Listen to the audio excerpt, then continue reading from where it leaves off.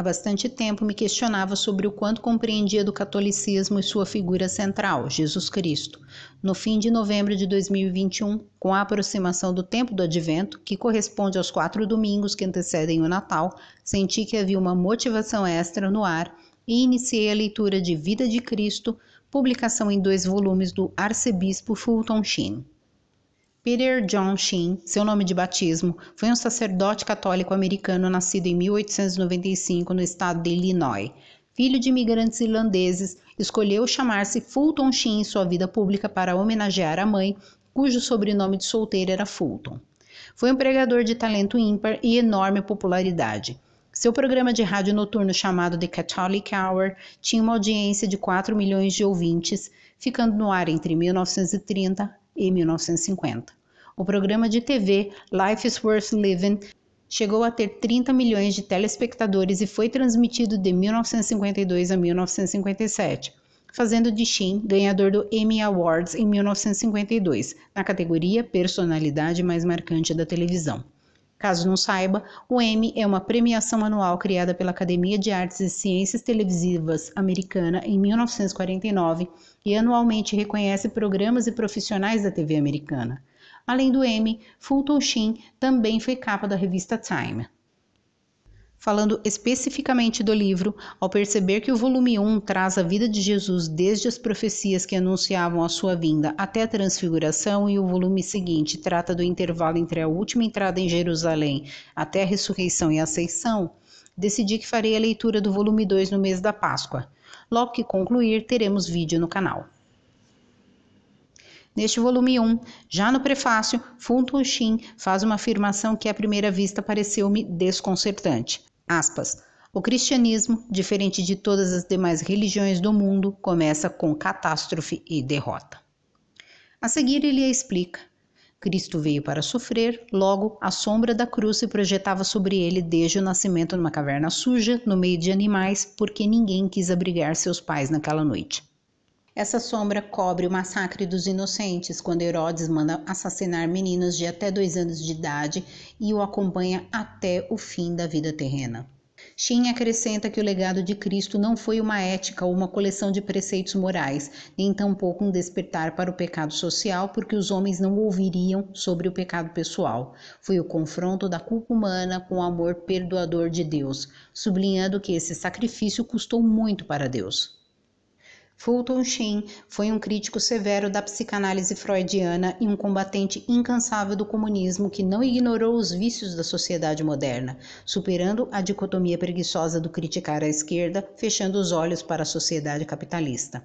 No trecho a seguir, temos uma amostra desse pensamento. Abre aspas. O mundo moderno nega a culpa pessoal e admite apenas crimes sociais. Não há lugar para o arrependimento pessoal, mas apenas para reformas públicas. Cristo foi separado de sua cruz. O noivo e a noiva foram apartados. O que Deus uniu, os homens separaram. Como resultado, à esquerda está a cruz, à direita, o Cristo. Cada um tem esperado novos parceiros que os tomará num tipo de segunda união adúltera. Surge o comunismo e toma a cruz sem significado. A civilização ocidental pós-cristã escolhe o Cristo incólume. O comunismo escolheu a cruz no sentido de que trouxe de volta a um mundo egoísta o senso de disciplina, abnegação, rendição, trabalho duro, estudo e dedicação a objetivos supraindividuais. Mas a cruz sem Cristo é sacrifício sem amor. Consequentemente, o comunismo produz uma sociedade autoritária, cruel, opressora da liberdade humana, repleta de campos de concentração, pelotões de extermínio e lavagens cerebrais. A civilização ocidental pós-cristã tomou o Cristo sem a cruz, mas um Cristo sem um sacrifício que reconcilia o mundo com Deus é um pregador itinerante barato, feminizado, sem cor, que merece ser popular por seu grande sermão da montanha, mas também merece a impopularidade pelo que disse sobre a sua divindade, de um lado, e sobre o divórcio, juízo e inferno do outro. Esse Cristo sentimental é um mosaico de milhares de lugares comuns, sustentados às vezes por etimologistas acadêmicos incapazes de ver as palavras pelas letras, ou distorcido, além do reconhecimento pessoal por um princípio dogmático de que algo é divino, deve necessariamente ser um mito. Sem cruz, ele não se torna nada senão um precursor provocante da democracia ou um humanista que ensinava fraternidade sem lágrimas. O problema agora é: será que a cruz, que o comunismo tomou em suas mãos, encontrará o Cristo antes que o Cristo sentimental do mundo ocidental encontre sua cruz? Fecha aspas. Surpreendeu-me o olhar atento e a reflexão arguta desse padre do século passado, que saltou da reles política e dos conflitos ideológicos da época, da visão simplista do contra a favor, para apresentar os efeitos na alma de cada indivíduo para a interpretação superficial do cristianismo e a adesão irresponsável a correntes que afastam o homem de Deus, mesmo aquelas que, em primeiro momento, afirmam que aplicam o que Jesus ensinou, como é visto na teologia da libertação, por exemplo. Levemos em consideração que Fu Hongxin era um jovem de 19 anos quando começou a Primeira Guerra Mundial e que 2 meses depois recebia sua ordenação sacerdotal. 3 anos mais tarde, vem a Revolução Bolchevique. Em 1929, o crash que deu início à Grande Depressão, depois a Segunda Guerra Mundial, a Guerra Fria e o Maio de 68. A breve cronologia demonstra que ele foi testemunha de uma sequência de fatos disruptivos e definidores do século XX e conseguiu manter-se capaz de olhar acima da poeira da agitação para interpretar os acontecimentos, observar as consequências nas pessoas e orientá-las a que direção seguir. A do céu. Fu Hongxin começa o livro demonstrando com fatos de que não só os profetas do Antigo Testamento previram a vinda de um Salvador.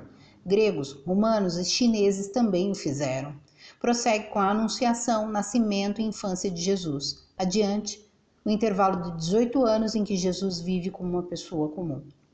Quando Fu Hongxin chega ao tempo em que Jesus, após o batismo, se retira ao deserto para preparar sua jornada pública e sofre as tentações, fui apresentada a tamanha quantidade de significados descompactados que fiquei com um pouco de vergonha da minha ignorância de não ter entendido antes o que representava cada uma das provações ali enfrentadas. Eram 3 caminhos alternativos de popularização e que implicavam diretamente negar a Deus e a cruz. No primeiro, o objetivo era tentar fazer dele um reformador social que alimenta as multidões sem encher-lhes a alma.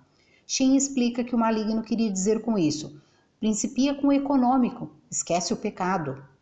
Avança esclarecendo que quando Cristo esteve na Terra, a necessidade de alimento não diferia muito do que se via naquele momento, nem atualmente, sobretudo para os mais pobres, mas a abordagem era diferente. Como Vida de Cristo foi publicada em 1958, em plena Guerra Fria, e o comunismo vinha se tornando uma presença cada vez mais ameaçadora não só aos povos, mas para a Igreja, Xin explica a abordagem do mal através dessa ideologia política no trecho a seguir. Abre aspas. Meu comissário vai às salas de aula e pede às crianças que rezem a Deus pelo pão. E quando as preces não são atendidas, meu comissário as alimenta.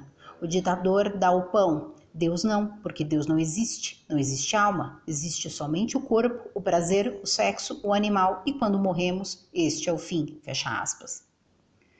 No segundo caminho alternativo, faz um ataque direto à alma, tentando Jesus com o orgulho e o egoísmo, para provocá-lo a largar o sacrifício e tornar-se popular com a realização de prodígios para demonstrar poder, numa espetacularização da fé. No terceiro, oferece o mundo, mas seria um mundo sem culpa redimida, de miséria e hedonismo. Vencida essa etapa, Jesus começa sua vida pública. Seu primeiro milagre é operado a pedido de sua mãe nas bodas de Caná. Fu Hongxin comenta que aqui também inicia a missão de mediadora de Nossa Senhora, disposta a pedir pelos outros. Darei um salto de alguns capítulos. Estamos agora na escolha dos 12 apóstolos. Notei que eram pessoas comuns, com qualidades e defeitos, que receberam a missão de formar uma organização espiritual. Pedro, por exemplo, tinha perfil de líder, era corajoso, mas também era prepotente, volúvel e impulsivo. Pois esse, que tinha tanto a evoluir, justamente este, acabou sendo escolhido para fundar a igreja. Para mim, a lição foi: temos uma jornada diante de nós, envolvendo moral, personalidade, intelectualidade e fé. Nem sempre estamos prontos. Muitas vezes estamos com medo, sem apoio ou recursos, mas vamos em frente e nos aperfeiçoando na caminhada, não é mesmo? No capítulo das bem-aventuranças, Xin descreve com notável clareza as diferenças entre salvação e responsabilidade individual legada por Cristo contra a tão propalada responsabilidade que vem do meio. Não, O pecado, o egoísmo, a ganância, o adultério, o crime, o roubo, o suborno, a corrupção política, tudo isso advém do próprio homem e que as ofensas resultam da vontade, pois o pecado é transmitido à alma pelo corpo e o corpo é movido pela vontade. No capítulo César, ou Deus, traz uma aula de história do povo judeu, indispensável para a compreensão correta da passagem do evangelho que trata do pagamento de impostos. Informa que Jesus veio ao mundo numa terra subjugada e escravizada. Logo, o anseio do povo era obter uma liberdade tanto política quanto territorial, uma vez que desde 722 a.C., a região onde vivia o povo de Israel estava dominada por nações estrangeiras. Em 63 a.C., o general Pompeu conquistou a Palestina, que passou a fazer parte dos domínios romanos. Roma manteve a semi-autonomia do lugar ao conservar as autoridades administrativas locais, subordinando-as ao Senado romano, uma vez que nesse período Roma ainda era uma república. O que muda quando Júlio César dá um golpe e torna-se ditador em 49 a.C., dando origem ao Império Romano. Cristo nasce quando o imperador era Otávio Augusto, que governou Roma entre 27 a.C. e 14 d.C. Quando Cristo foi morto, o imperador era Tibério, que reinou entre 14 e 37 de nossa era. O povo judeu encarava os romanos como invasores, desprezava sua religião, abominava seus costumes, mas sem poder militar e liderança política, via-se obrigado a uma submissão duplamente desonrosa, porque mantidos os governantes e líderes tanto políticos como religiosos locais submissos a Roma, não podiam fazer nada além de aguardar a salvação prometida por Deus, que naturalmente não entendiam de que tipo era. Pensemos um pouco. A história desse povo era de escravização, seguida de libertação por Deus, haja visto o Egito e a Babilônia. Logo, a expectativa era de que, mais uma vez, Deus interviesse e desse um jeito nos romanos. Com suas pregações, Jesus despertou neles uma ilusão de liberdade política, fazendo com que tivessem enorme dificuldade de entender e aceitar que seu ensinamento não era para conquistar tesouros do mundo. Até os apóstolos, que em tese seriam mais capazes de compreender a mensagem, penaram muito para aceitar que não havia como fugir da cruz e que a felicidade garantida na terra não era sua missão. Naquele tempo, de um lado estavam os herodianos, que defendiam a casa de Herodes como ocupante do trono judaico e eram amigos da Roma pagã. Do outro, os fariseus, que respeitavam as leis e as tradições judaicas, recusando a reconhecer a autoridade de Roma. Sendo nacionalistas, esperavam que o rei Messias regesse o mundo. Quando Jesus explica que trazia uma libertação espiritual e não política, herodianos e fariseus, até então inimigos, se unem contra ele. Ao fim do ministério, o próprio povo, que se aproximou maravilhado com os milagres, sem entender direito o que cada sinal, cada símbolo e gesto representavam, volta-se contra Jesus. Com as explicações de Fulton Sheen, busquei paralelos mais recentes e identifiquei que é uma constante, pelo menos na modernidade, de grupos buscarem na luta política a solução de suas angústias e nela ou devotar sua vida por um ideal de perfeição, igualdade, prosperidade, de um dito mundo melhor com liberdade e felicidade. Nos últimos 300 anos surgiram movimentos de cunho revolucionário com esse desejo, como a Revolução Francesa, a russa, a cubana e a chinesa, que, em nome de prometer entregar o bem maior, promoveram atrocidades que resultaram em milhões de mortos e nenhum paraíso terrestre.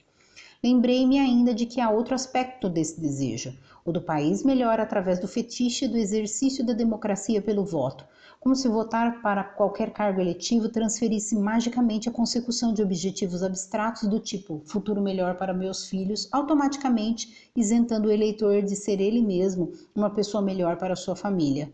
Passei anos meditando a respeito e concluí que deixar um mundo, um país melhor não passa de um sonho infantil e um tanto soberbo, despertado pelo debate público a cada 2 anos. Uma pessoa comum tem um raio de ação circunscrito às imediações de sua existência. Família, escola, trabalho, bairro onde vive, etc. Se ali ela não está agindo e deixando sua marca, se na hierarquia das prioridades mais imediatas ela não está atuando, qual o fundamento de querer ser um agente transformador de um país, do mundo? Voltando ao livro, no capítulo 23, intitulado Filho do Homem, Fulton Sheen explica por qual razão Jesus se chamou muitas vezes dessa forma, segundo registrado nos evangelhos. Meu ouvinte, assumo que até ler esse livro não entendia muitas coisas que se diziam a respeito de Jesus, Mas esse capítulo descompactou um monte de significados até então por mim ignorados, e eu finalmente entendi aquela frase que incontáveis vezes ouvi nas missas, de que ele era igual a nós em tudo, exceto no pecado. Filho de Deus ou filho do homem? A aparente contradição desaparece, fim da leitura. Ele tinha que ser um de nós do zero, nascer como todas as pessoas nascem, ser criança, ter fome, frio, sede, aprender a ler, escrever, dormir, acordar, aprender a trabalhar e viver do seu trabalho, sentir dor, cansaço. Enfim, todas as limitações que qualquer ser humano enfrenta, mas sem ter feito nada de errado. O volume 1 encerra com a última ida de Jesus a Jerusalém. Bem, nesse vídeo trouxe um resumo muito conciso com os meus comentários para que você, tendo interesse, aprecie a obra de Fulton Sheen como tem que ser, pelo menos na minha opinião, lendo com calma e absorvendo os ensinamentos, apreendendo camada a camada os evangelhos. A linguagem da Bíblia é bastante sintética e objetiva, fazendo-se mandatória uma interpretação ampla, o que Sheen, por ser um grande teólogo e um comunicador habilidosíssimo, faz com profundidade e mantendo a simplicidade da linguagem. Encerro aqui agradecendo a audiência. Inscreva-se no canal, ative as notificações e fique ligado. Até mais!